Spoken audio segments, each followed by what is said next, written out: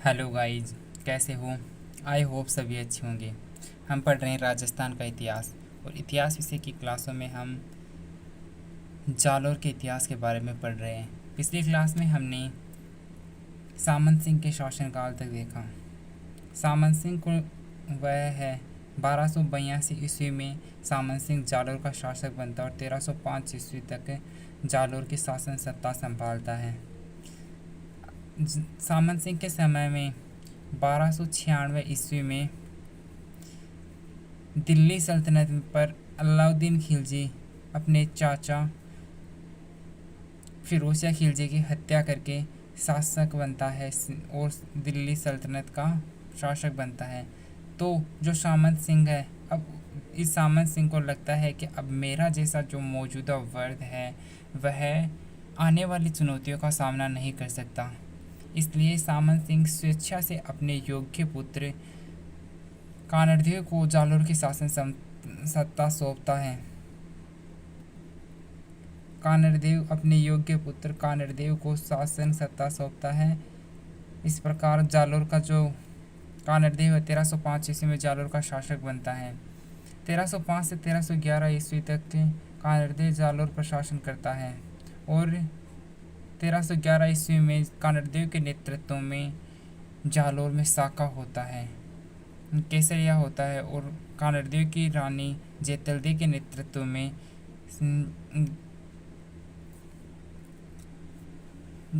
नेतृत्व में जौहर होता है। इस प्रकार 1311 ईस्वी में जालौर का प्रथम साका होता है। जो आज की क्लास में हमारी चर्चा आधारित है वह कानरदेव चौहान को लेकर ही है। कानरदेव चौहान बहुत ही महत्वपूर्ण और शक्तिशाली शासक है जिस पर जालौर के चौहान वंश का इतिहास टिका हुआ है। वह और कोई नहीं बल्कि कानरदेव चौहान ही है। अगर हम बात करें कानरदेव चौहान की, तो कानरदेव चौहान के विषय में हमें पद्मनाभ द्वारा लिखे गए ग्रंथों से जानकारी मिलती है। पद्मनाभ ने 2 ग्रंथों की रचना की। एक तो कानरदेव प्रबंध और दूसरा है वीरमदेव सोनग्रा रिवात। वीरमदेव सोनग्रा रिवात और कानरदेव प्रबंध से हमें कानरदेव चौहान के इतिहास के बारे में जानकारी मिलती है। कानरदेव के समकालीन दिल्ली का शासक है वह है अलाउद्दीन खिलजी। अलाउद्दीन है वह दिल्ली पर शासन कर रहा है जो कि कानरदेव के समकालीन है। अब जो अलाउद्दीन खिलजी है वह अपनी साम्राज्यवादी नीति के तहत जालौर पर आक्रमण करता है,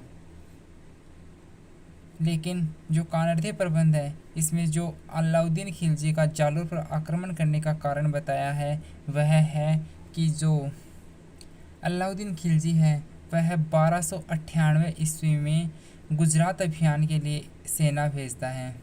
अब गुजरात अभियान के लिए सेना भेजता है तो गुजरात जाने का जो मार्ग है वह जालौर से होकर ही गुजरता है। इसी क्रम में जो मार्ग जालौर से होकर गुजरता है तो जो शाही सेना वह जालौर से गुजरने लगती है। तो कानरदेव जो चौहान है वह उस सेना को उस मार्ग से नहीं, जालौर से गुजरने नहीं देता, अपने क्षेत्र की सीमा से नहीं गुजरने देता। तो जो शाही सेना है वह बिना किसी प्रकार का विरोध किए मेवाड़ के रास्ते गुजरात पर चली जाती है और गुजरात अभियान संपन्न करके जो ये सेना है वह वापस लौट रही होती है। तो जालौर की सीमा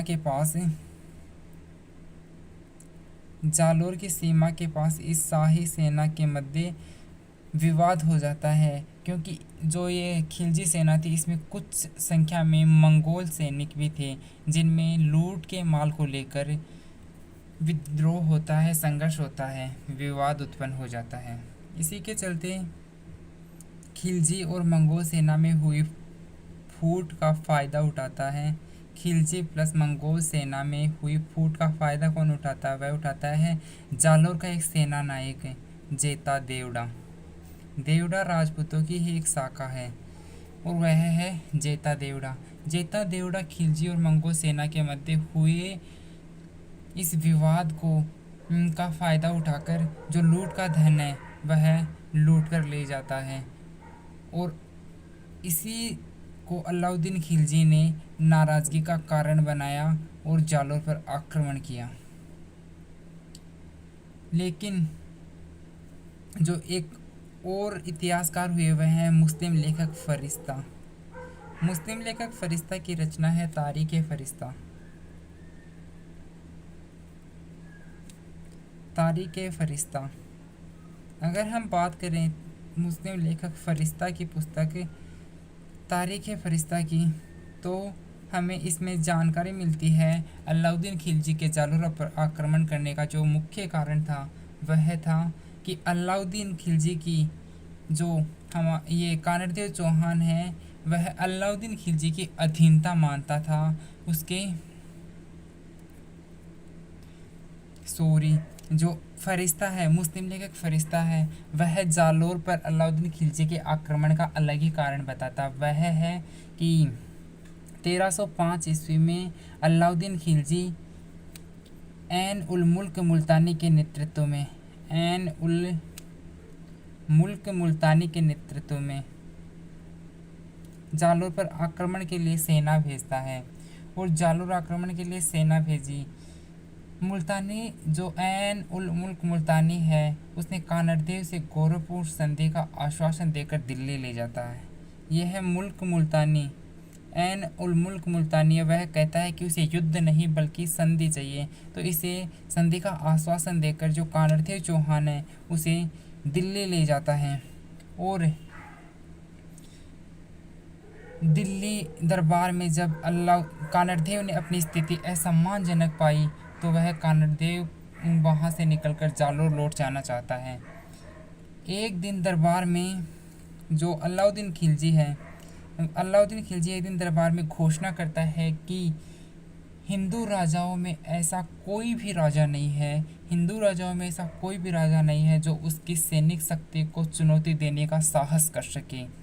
अलाउद्दीन खिलजी की कही हुई इस बात का कानरदेव चौहान को बहुत दुख हुआ। वह अपने आप में बहुत ही शर्मिंदा हुआ और कानरदेव चौहान को युद्ध की चुनौती देकर जालोर लौट आता है। युद्ध की चुनौती देकर जालोर लौट आता है। यह कारण बताया अलाउद्दीन खिलजी का जालोर आक्रमण का मुस्लिम लेखक फ़रिश्ता ने। इसी क्रम में अगर हम आगे बात करें तो हमारे जाने माने विद्वान या इतिहासकार जो हुए वो मोहनोत नैणसी ने जालोर पर आक्रमण कर का एक बड़ा ही रोचक कारण बताया है। तो मोहनोत नैणसी ने जालोर पर अलाउद्दीन खिलजी के आक्रमण का कौन सा कारण बताया, तो वह है अलाउद्दीन की पुत्री फ़िरोज़ा। अलाउद्दीन की पुत्री फ़िरोज़ा और कानरदेव का पुत्र था वीरमदेव। मोहनोत नैणसी के अनुसार जो कानरदेव चौहान है वह अलाउद्दीन खिलजी की अधीनता मानता था, अधीनता स्वीकार करता था। इसलिए जो कानरदेव चौहान है वह दिल्ली दरबार में आया जाया करता था और उसी के साथ उसका पुत्र वीरमदेव भी आया जाया करता था। तब फ़िरोज़ा ने वीरमदेव को देखा और फ़िरोज़ा वीरमदेव को चाहने लगी, उससे प्यार करने लगी। तो अब फ़िरोज़ा वीरमदेव से शादी करना चाहती है, लेकिन वीरमदेव एक मुस्लिम लड़की से शादी नहीं कर सकता। इसलिए जब अलाउद्दीन खिलजी ने फ़िरोज़ा को डराया धमकाया, फिर भी अगर फ़िरोज़ा नहीं मानी तो अलाउद्दीन खिलजी ने जालोर विवाह का प्रस्ताव भेजा। तो जालोर के चौहानों ने बड़ी ही विनम्रता से इस विवाह प्रस्ताव को ठुकरा दिया, जिसे अलाउद्दीन खिलजी ने अपने अपमान का कारण बनाया। यह कारण बताया जाने माने इतिहासकार मोहनोत नैणसी ने अलाउद्दीन खिलजी के जालोर आक्रमण का। अब जालोर के चौहानों ने अलाउद्दीन खिलजी द्वारा भेजे गए विवाह प्रस्ताव को बड़ी ही विनम्रता से ठुकरा दिया। तो अलाउद्दीन खिलजी ने इसे अपनी नाराज़गी का कारण बनाया और अलाउद्दीन खिलजी ने फ़िरोज़ा की धाई गुलेबिहिस्त के नेतृत्व में जालोर आक्रमण के लिए सेना भेजता है। ये गुलेबिहिस्त जालोर आक्रमण करने में मतलब सफल रहती है और इस युद्ध में कानरदेव मारा जाता है और कानरदेव का पुत्र वीरमदेव मारा जाता है और वीरमदेव का कटा हुआ सिर अलाउद्दीन खिलजी के पास सामने ले जाया जाता है। अलाउद्दीन खिलजी कटा हुआ सिर अपनी पुत्री फिरोजा को देता है।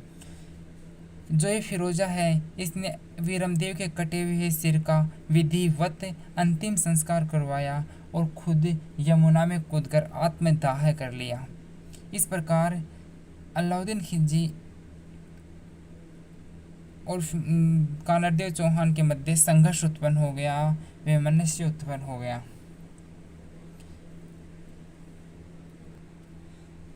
इन तीनों विद्वानों के अलावा अगर हम बात करें तो अलाउद्दीन खिलजी का जालोर पर आक्रमण करने का चाहे कोई भी कारण रहा हो, लेकिन अलाउद्दीन खिलजी है वह पूरी तैयारी के साथ जालोर पर आक्रमण करता है और शाही सेना का नेतृत्व करता है कमालुद्दीन गुर्ग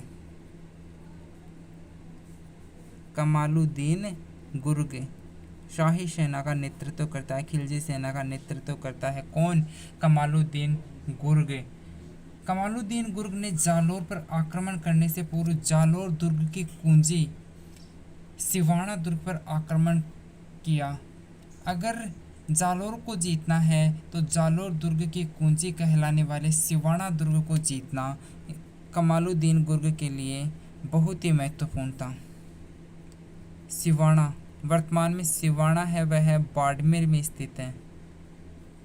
हम बात करें सिवाना की तो सिवाना को प्राचीन काल में कुमथाना कहकर संबोधित किया गया। अगर आपसे पूछ लिया जाए कि सिवाना का प्राचीन नाम क्या, तो सिवाना का प्राचीन नाम है वह होगा कुमथाना। अब कमालुद्दीन गुर्ग जालोर को जीतने से पहले जालोर दुर्ग के कुंजी कहलाने वाले सिवाना दुर्ग को जीतना चाहता है।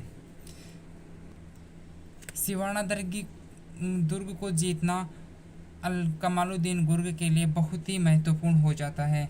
अगर हम बात करें सिवाना के उपनाम की, सिवाना दुर्ग के जो उपनाम कौन कौन से, तो वह है जालोर दुर्ग की कुंजी। जालोर की कुंजी कौन सा दुर्ग कहलाता है, तो वह सिवाना का दुर्ग है। यह इसे कहा जाता है खैराबाद, मारवाड़ के राजाओं की शरण स्थली। मारवाड़ के राजाओं की शरण स्थली किस दुर्ग को कहा जाता है, तो वह है सिवाना बाड़मेर को। अगर हम बात करें कि सिवाना दुर्ग का निर्माण किसने करवाया, तो सिवाना दुर्ग का निर्माण है वह करवाया हल्देश्वर पहाड़ी पर। सिवाना दुर्ग किस पहाड़ी पर स्थित है, तो वह स्थित है हल्देश्वर पहाड़ी पर। हल्देश्वर पहाड़ी पर स्थित है। हल्देश्वर पहाड़ी पर इसका निर्माण करवाने वाला एक पंवार शासक था, वह है वीर नारायण पंवार। वीर नारायण पंवार ने सिवाना के दुर्ग का निर्माण करवाया और इसी दुर्ग में राजस्थान के मतलब शेर राजस्थान किसे कहा जाता है, शेर राजस्थान किसे कहा जाता है, तो शेर राजस्थान किसे कहा जाता है, शेर राजस्थान कहा जाता है जय नारायण व्यास को। जय नारायण व्यास को इस दुर्ग में बंदी बनाकर रखा गया था। अगर आपसे पूछ लिया जाए कि जय नारायण व्यास को राजस्थान के किस किले में बंदी बनाकर रखा गया, तो वह है सिवाना दुर्ग बाड़मेर। शेर राजस्थान किसे कहा जाता है, तो वह कहा जाता है जय नारायण व्यास को। सिवाना दुर्ग किस पहाड़ी पर स्थित है, तो सिवाना दुर्ग है वह हल्देश्वर पहाड़ी पर स्थित है। सिवाना दुर्ग का निर्माण किसने करवाया, तो वीर नारायण पंवार ने सिवाना दुर्ग का निर्माण करवाया। सिवाना के उपनाम कौन कौन से, इसे जालोर दुर्ग की कुंजी कहा जाता है, खैराबाद कहा जाता है और मारवाड़ के राजाओं की शरण स्थली कहा जाता है। अब हम आगे बात करें तो सिवाना दुर्ग है उसमें दो साके हुए।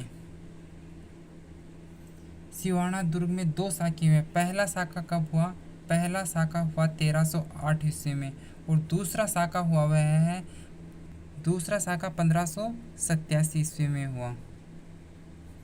सिवाना में दो विश्व प्रसिद्ध साके हुए, एक तो 1308 ईस्वी में शीतल देव के नेतृत्व में और एक 1587 में कल्ला रायमलोध के नेतृत्व में। अगर अब हम बात करें तो जब अलाउद्दीन खिलजी के सेनापति कमालुद्दीन गुर्ग ने सिवाना दुर्ग पर आक्रमण किया उस समय सिवाना का शासक कौन था? तो उस समय सिवाना का शासक था शीतल देव।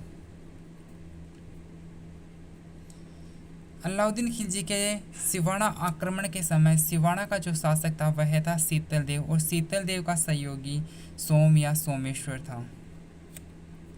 शीतल देव के सहयोगी का क्या नाम? सोम या सोमेश्वर, जिसे इतिहास में सोम या सोमेश्वर कहकर का संबोधित किया गया, वह है शीतल देव का सहायक सेनापति। अब 2 जुलाई 1308 ईस्वी में 2 जुलाई 1308 ईस्वी में कमालुद्दीन गुर्ग सिवाना दुर्ग के चारों ओर घेरा डलवाता है। जो कमालुद्दीन गुर्ग है वह अब इसे सिवाना दुर्ग को जीत नहीं पाता है। घेरा डलवाने के बाद भी सिवाना दुर्ग को जीत नहीं पाता है। तो अलाउद्दीन खिलजी स्वयं एक शाही सेना मतलब बड़ी सेना लेकर स्वयं आक्रमण के लिए सिवाना पहुंचते हैं। लेकिन फिर भी अगर सिवाना को नहीं जीता गया तो अब जो अलाउद्दीन खिलजी है वह सिवाना में तलाश करता है, किसी जयचंद की तलाश करता है जो उनकी सहायता कर सके, इसलिए एक जयचंद की तलाश करता है। वह सिवाना का सेनापति था, उसका नाम क्या? भांवला।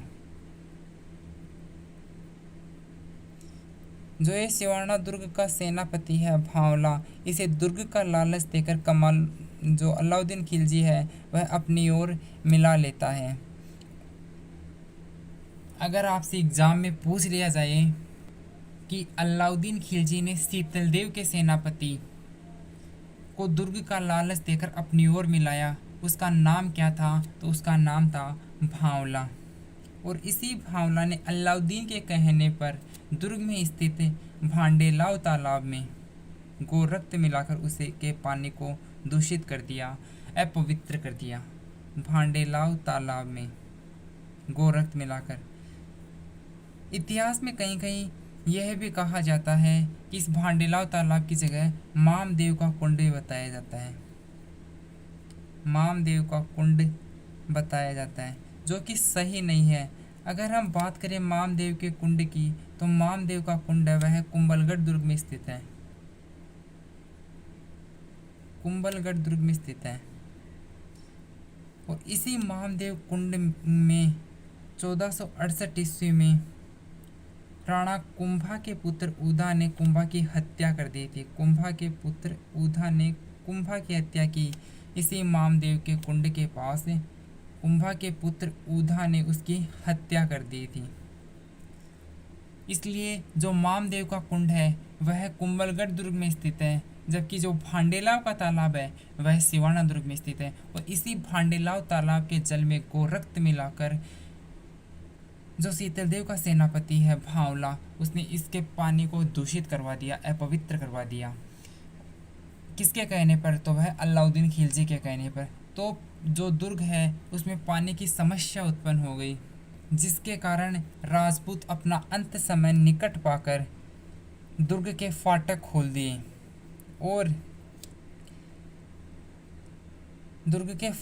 दिए और इसी राजपूत लड़ते हुए वीरगति को प्राप्त हुए। राजपूतों ने शीतलदेव के नेतृत्व में केसरिया किया। राजपूतों ने तो शीतलदेव के नेतृत्व में केसरिया किया और शीतलदेव की रानी मेणादे के नेतृत्व में जौहर हुआ। शीतलदेव की रानी मेणादे के नेतृत्व में जौहर हुआ। जब केसरिया और जौहर एक साथ होते हैं तो वह साका कहलाता है। इसी प्रकार जालोर जो सिवाना दुर्ग है उसका प्रथम साका हुआ 1308 ईस्वी में। सिवाना दुर्ग का प्रथम साका कब हुआ? तो सिवाना दुर्ग का प्रथम साका हुआ 1308 ईस्वी में। अब अलाउद्दीन खिलजी द्वारा जालोर की कुंजी कहलाने वाले सिवाना दुर्ग को जीत लिया जाता है। तो अलाउद्दीन खिलजी के लिए जालोर को जीतना आसान हो जाता है। और अब अलाउद्दीन खिलजी जालोर की ओर आक्रमण के लिए प्रस्थान करता है। इससे पहले हम बात करें तो अलाउद्दीन खिलजी ने सिवाना जीतकर सिवाना का नाम क्या रखा, तो सिवाना का नाम रखा खैराबाद, और सिवाना दुर्ग का नेतृत्व कमालुद्दीन गुर्ग को सौंपकर वापस दिल्ली लौट गया अलाउद्दीन खिलजी। अब अलाउद्दीन खिलजी वापस दिल्ली लौट जाता है और अलाउद्दीन खिलजी ने जालोर दुर्ग की कुंजी कहलाने वाले सिवाना दुर्ग को जीत लिया। अब अलाउद्दीन खिलजी जालोर दुर्ग को जीतना चाहता है। अब जब शाही सेना जालोर की तरफ आक्रमण के लिए बढ़ रही थी सिवाना को जीतने के बाद, तो कानड़देव के भाई मालदेव, जिसे इतिहास में मूछाला मालदेव कहकर भी संबोधित किया गया है, कानड़देव के भाई मालदेव व उसके पुत्र के नेतृत्व में मेड़ता के समीप, मेड़ता मीन्स नागौर, नागौर के समीप, मेड़ता के समीप मलकाना नामक स्थान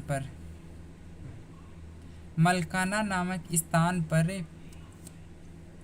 युद्ध होता है, जिसे मलकाना का युद्ध कहकर संबोधित किया गया है। शाही सेना और मालदेव के बीच मलकाना का नामक स्थान पर युद्ध होता है, जिसे मलकाना का युद्ध कहकर संबोधित किया गया है। और इस युद्ध में जो मालदेव है, मूछाला मालदेव, उसने शम्स खां और उसकी पत्नी को गिरफ्तार कर लेता है। तो अब शाही सेना हारकर मेड़ता की तरफ चली गई। इस बात का पता जब अलाउद्दीन खिलजी को चलता है तो अलाउद्दीन खिलजी एक बड़ी शाही सेना लेकर जालोर पर आक्रमण के लिए पहुंचता है और जालोर दुर्ग पर एक नए सिरे से आक्रमण करना चाहता है, क्योंकि वह सीधे सीधे अगर जालोर को जीत नहीं पाता तो वह सिवाना दुर्ग की तरह ही जालोर दुर्ग में भी एक तलाश करता है जयचंद की, और उसे मिलता है, इसमें भी एक जयचंद मिल जाता। वह है जालोर दुर्ग का सेनापति, जालोर का सेनापति बीका दाहिया। ये दाहिया भी एक राजपूत ही है, दाहिया राजपूतों की एक शाखा है। बीका दाहिया जो कि जालोर दुर्ग का सेनापति है, जिसे दुर्ग का लालच देकर अलाउद्दीन खिलजी अपनी ओर मिलाता है। अपनी ओर मिला लेने के कारण जो बीका दाहिया है उसने दुर्ग का गुप्त मार्ग है वह अलाउद्दीन खिलजी को बता दिया। दुर्ग के गुप्त प्रवेश द्वार के बारे में बता दिया तो राजपूत अब ज़्यादा देर तक सुरक्षित नहीं रह सकते थे। जब बीका दाहिया रात को अपने घर पहुंचा तो उसने सारा ये सारा वृतांत अपनी पत्नी को सुनाया। तो उस छत्राणी ने अब सोते समय अपने पति बीका दाहिया की हत्या कर दी और कानड़दे के पास पहुंचकर सारी बात बताई। बीका दाहिया की पत्नी ने इसकी हत्या कर दी और कानड़देव के पास पहुंचकर उसे इसके बारे में सारी बात बताई, लेकिन उस समय तक बहुत देर हो चुकी थी, क्योंकि जो शाही सेना थी, तुर्की सेना थी, वह दुर्ग के अंदर प्रवेश कर चुकी थी। कानड़देव लड़ता हुआ मारा गया और कानड़देव का साका हुआ, इस जालोर दुर्ग में साका हुआ। कब जालोर का साका कब हुआ, तो जालोर में साका हुआ 1311 ईस्वी में।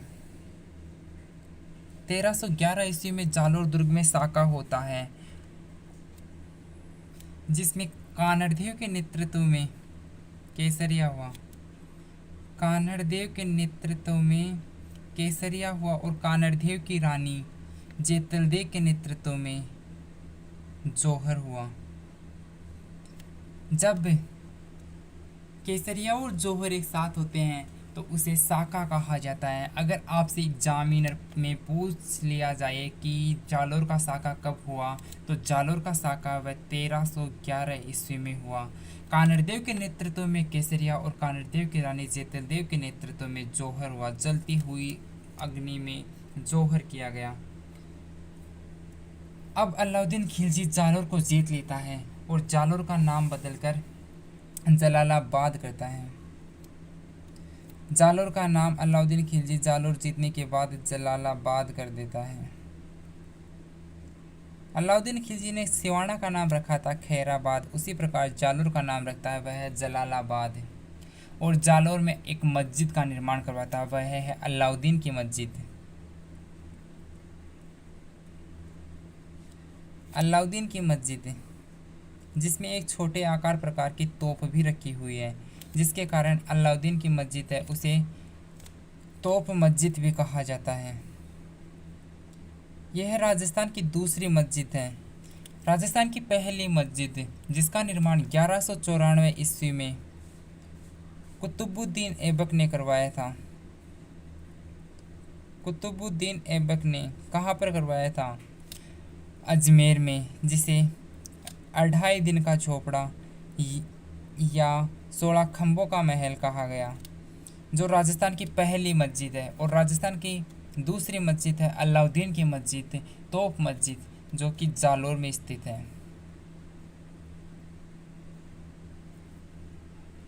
इस प्रकार जालोर के चौहानों की सत्ता समाप्त होती है, शक्ति समाप्त होती है। अगर आपसे एग्जाम में पूछ लिया जाए कि जालोर के चौहान वंश का अंतिम शासक कौन है, जालोर के चौहान वंश का अंतिम शासक, तो अंतिम शासक है वह है कानड़देव चौहान। जहाँ कानड़देव चौहान पर जालोर का इतिहास टिका हुआ है। कानड़देव चौहान जालोर के चौहान शासकों में सबसे सर्वाधिक शक्तिशाली है, वही जालोर के चौहान वंश का अंतिम शासक भी है। अब अलाउद्दीन खिलजी जालोर जीतने के बाद जालोर का जो शासक नियुक्त करता है वह है कानड़देव के भाई मालदेव, जिसने अलाउद्दीन खिलजी की अधीनता स्वीकार कर ली थी। उसे जालोर का प्रबंधक नियुक्त करता है, जिसे इतिहास में मूछाला मालदेव कहकर संबोधित किया जाता है।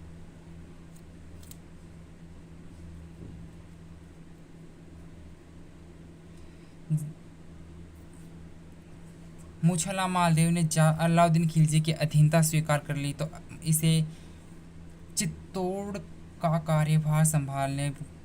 कार्यभार भी सौंपा गया। अलाउद्दीन खिलजी ने अपने पुत्र खिज्र खां के स्थान पर जो मूछाला मालदेव उसे चित्तौड़ का कार्यभार सौंपा।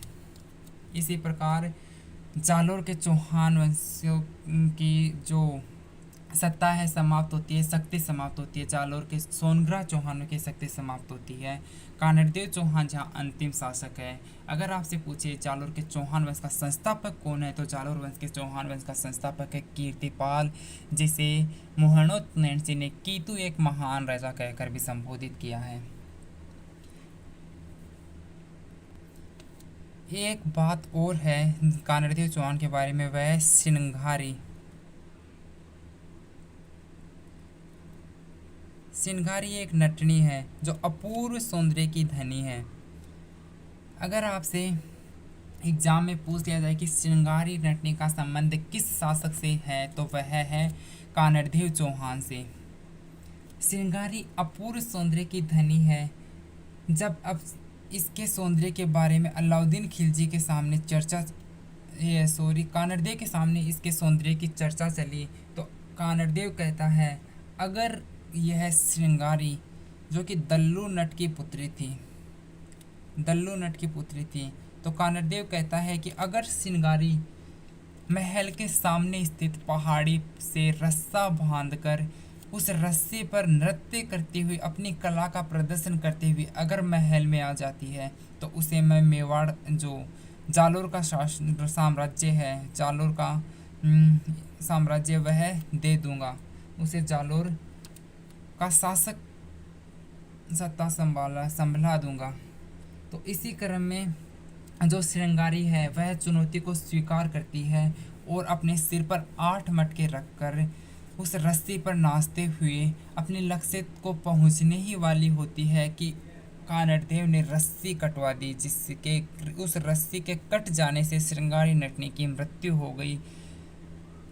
इसी एक राणा हमीर थे जिन्होंने गल की नटनी को आधा मेवाड़ राज्य देने का वचन किया था। इस प्रकार श्रृंगारी नटनी भी समाप्त होती है। अलाउद्दीन खिलजी के हाथों कानड़देव की हत्या होती है और जालोर के सोनग्रा चौहानों की सत्ता समाप्त होती है। अब हम फिर से देखते हैं। अब तक हमने जो देखा कि सामंत सिंह है वह 1305 ईस्वी में अपने योग्य पुत्र कानरदेव चौहान को जालोर का शासक नियुक्त करता है, क्योंकि उसे लगता है कि मेरा जैसा मौजूदा वर्ग अब आने वाली चुनौतियों का सामना नहीं कर सकता। पद्मनाभ के अनुसार पद्मनाभ ने अपने ग्रंथ कानरदेव प्रबंध में अलाउद्दीन खिलजी का जालोर पर आक्रमण करने का जो कारण बताया वह है कि अलाउद्दीन खिलजी जालोर से होकर गुजरात के रास्ते सोमनाथ मंदिर पर आक्रमण करने के लिए शाही सेना भेजता है, जिसका मार्ग जालोर से होकर जाता है। तो जो कानरदेव चौहान है वह शाही सेना को मार्ग नहीं देता है, और तो शाही सेना बिना विरोध के मेवाड़ के रास्ते गुजरात चली जाती है। और जब वह गुजरात के सोमनाथ मंदिर को लूट कर वापस लौट रही होती है तो जालोर की सीमा के पास जो शाही सेना उसमें लूट के माल को लेकर विवाद उत्पन्न हो जाता है। इसी का फायदा उठाता है जालोर का सेनानायक जेता देवड़ा और उस लूट के माल को लूट कर ले जाता है, जिसे अलाउद्दीन खिलजी ने अपनी नाराज़गी का कारण बनाया। और फरिश्ता मुस्लिम लेखक फरिश्ता ने भी जालोर पर आक्रमण करने का एक तात्कालिक कारण बताया, वह है अलाउद्दीन खिलजी ने ऐन उल मुल्क मुल्तानी के नेतृत्व में साम्राज्यवादी नीति के तहत 1305 ईस्वी में जालोर पर आक्रमण के लिए सेना भेजी, जिसे कुछ सफलता नहीं मिली। तो जो ऐन मुल्क मुल्तानी वह कानरदेव चौहान को संधि का आश्वासन देकर दिल्ली ले जाता है, और वहाँ पर अलाउद्दीन खिलजी अब घमंड में आकर एक वाक्य कहता है। वह कहता है कि हिंदू राजाओं में कोई भी ऐसा राजा नहीं जो उसकी शाही सेना को चुनौती देने का साहस कर सके, जिसका कानरदेव चौहान को बहुत बुरा लगता है। और कानरदेव चौहान अलाउद्दीन खिलजी को युद्ध की चुनौती देकर जालोर लौट जाता है, जिसे अलाउद्दीन खिलजी ने अपमान समझकर नाराज़गी का कारण बनाया। और जो इतिहासकार हैं, राजस्थान के प्रसिद्ध इतिहासकार हैं मोहनोद नैनसी, उन्होंने एक बड़ा ही रोचक कारण बताया अलाउद्दीन खिलजी के जालोर आक्रमण का। वह है अलाउद्दीन की पुत्री फिरोजा और कानरदेव का पुत्र वीरमदेव। फिरोजा वीरमदेव को चाहती थी, उससे शादी करना चाहती थी, लेकिन जो वीरमदेव है वह एक मुस्लिम लड़की से शादी नहीं करना चाहता था, तो उसने अलाउद्दीन खिलजी द्वारा भेजे गए विवाह प्रस्ताव को ठुकरा दिया। अलाउद्दीन खिलजी ने इसे अपने अपमान का कारण बनाया। यह भी जालोर पर आक्रमण का एक तात्कालिक कारण बना। इसी क्रम में जो अलाउद्दीन खिलजी है वह फिरोजा की दाई गुले बिहिस्त के नेतृत्व में जालोर पर आक्रमण के लिए सेना भेजता है, और यह सफल होती है। और इस अभियान में कानरदेव मारा जाता है और कानरदेव का पुत्र वीरमदेव मारा जाता है। वीरमदेव का कटा हुआ सिर अलाउद्दीन के पास ले जाया जाता है। अलाउद्दीन खिलजी उस कटे हुए सिर को अपनी पुत्री फिरोजा को सौंपता है, जिससे का फिरोजा विधिवत अंतिम संस्कार करवाती है और खुद यमुना में कूदकर आत्मदाह कर लेती है, आत्महत्या कर लेती है। चाहे कुछ भी कारण रहा, इन तीनों इतिहासकारों के अलावा अलाउद्दीन खिलजी का जालोर पर आक्रमण करने का चाहे जो कारण रहा होगा, लेकिन अलाउद्दीन खिलजी एक साम्राज्य विस्तारवादी नीति के तहत जालोर पर आक्रमण करता है, और वह जालोर दुर्ग की कुंजी सिवाना दुर्ग को जीतना चाहता है। जालोर को जीतने से पहले जालोर की दुर्ग की कुंजी सिवाना को जीतना चाहता है, और कमालुद्दीन गुर्ग के नेतृत्व में सेना भेजता है। अब सिवाना को वैसे तो जीत नहीं सका, तो यहाँ पर एक जयचंद की तलाश करता है। तो अगर आपसे एग्जाम में पूछ लिया जाए कि अलाउद्दीन खिलजी के सिवाना आक्रमण के समय सिवाना का सेनापति कौन था जिसने अलाउद्दीन खिलजी की सहायता की, तो वह है भांवला। इसी भांवला ने दुर्ग में स्थित भांडेलाव तालाब में गौ रक्त मिलाकर उसके पानी को दूषित कर दिया था, जिससे दुर्ग में जल की समस्या उत्पन्न हो गई। और 1308 ईस्वी में शीतलदेव के नेतृत्व में केसरिया और शीतलदेव की रानी मेणादेव के नेतृत्व में जौहर हुआ। यह पर सिवाना दुर्ग का प्रथम शाखा 1308 ईस्वी में हुआ। अगर आपसे पूछते सिवाना दुर्ग का प्रथम शाखा कब हुआ, तो वह 1308 ईस्वी में हुआ। अब अलाउद्दीन खिलजी द्वारा जालोर दुर्ग की कुंजी कहलाने वाले सिवाना को जीत लिया जाता है। तो अब अलाउद्दीन खिलजी जालोर पर आक्रमण करता है और जालोर पर आक्रमण करने के लिए भी वह उसे दूसरे सिरे से जीतना चाहता है और यह जालोर में भी एक जयचंद की तलाश करता है और उसे मिलता है जालोर का सेना नायक या सेनापति बीका दहिया, जिसे अलाउद्दीन खिलजी दुर्ग का लालच देकर अपनी ओर मिला लेता है।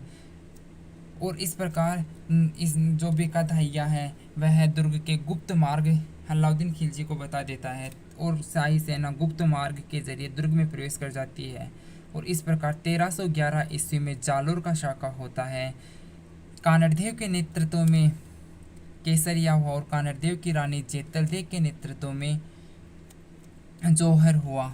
तो जालोर का साका कब हुआ? जालोर का साका 1311 ईस्वी में हुआ और सिवाना का साका 1308 ईस्वी में हुआ शीतल देव के नेतृत्व में और शीतल देव की रानी मेणादेव के नेतृत्व में जौहर होता है।